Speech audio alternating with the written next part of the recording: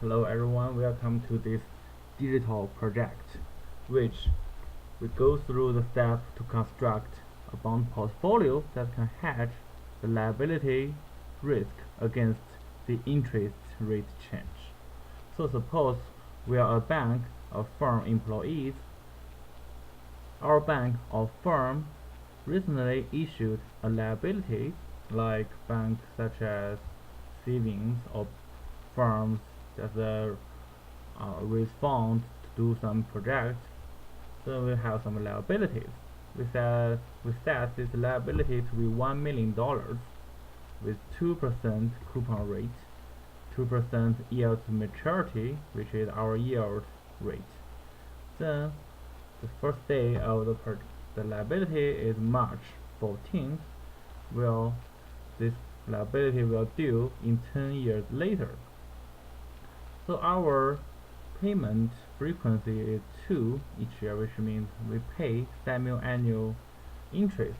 So each half year we pay around 1 million times 1% of the coupon. Then as a firm or bank, we care about the net worth of the liability, which means the present value or price of the liability, which is net worth. And the net worth will change when the interest rate change, which will affect our yield to maturity curve.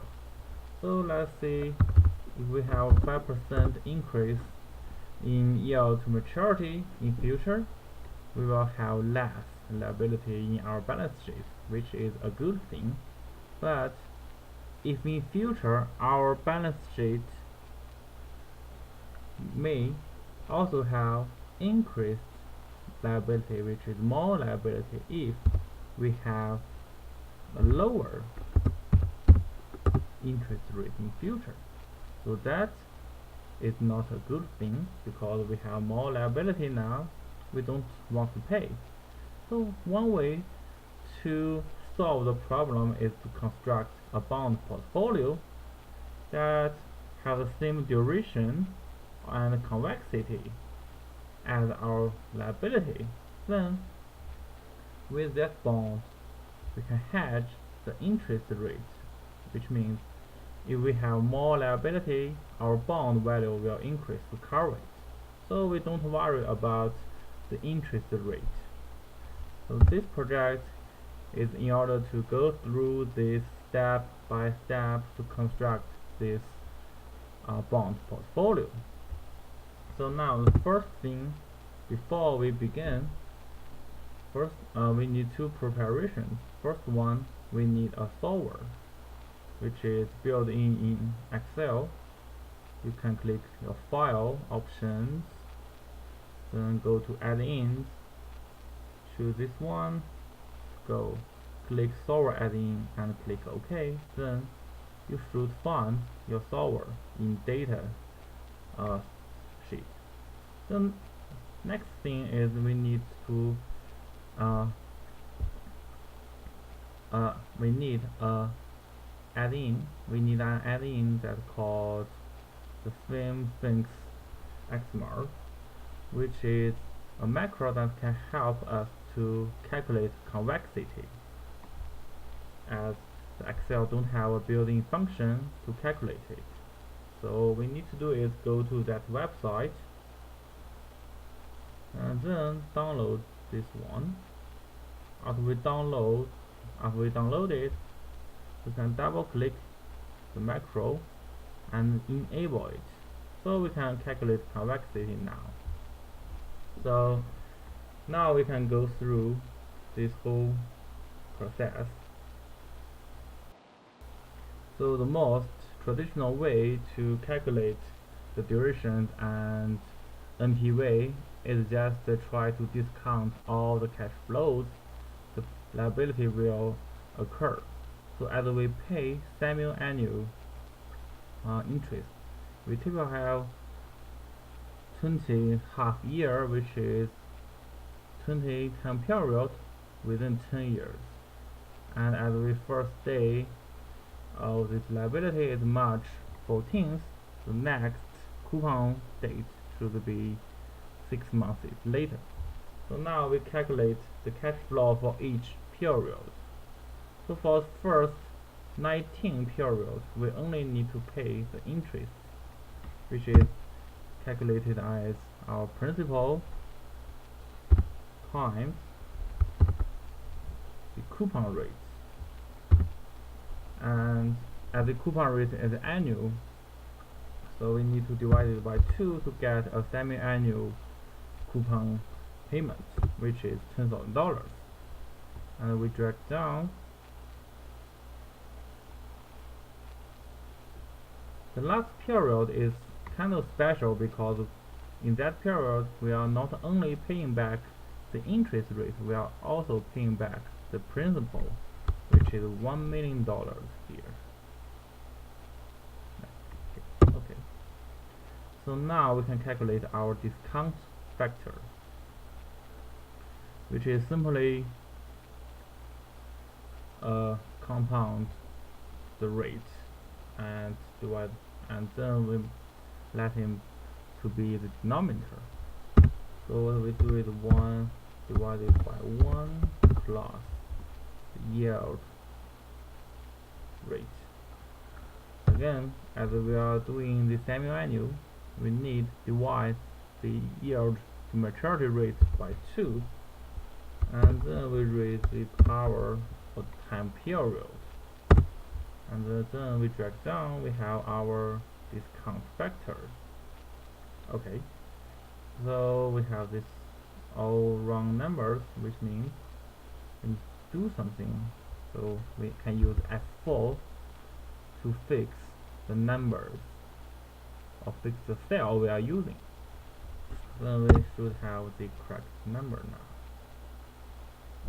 Alright, so the present value of cash flow is simply the product of cash flow and discount factor.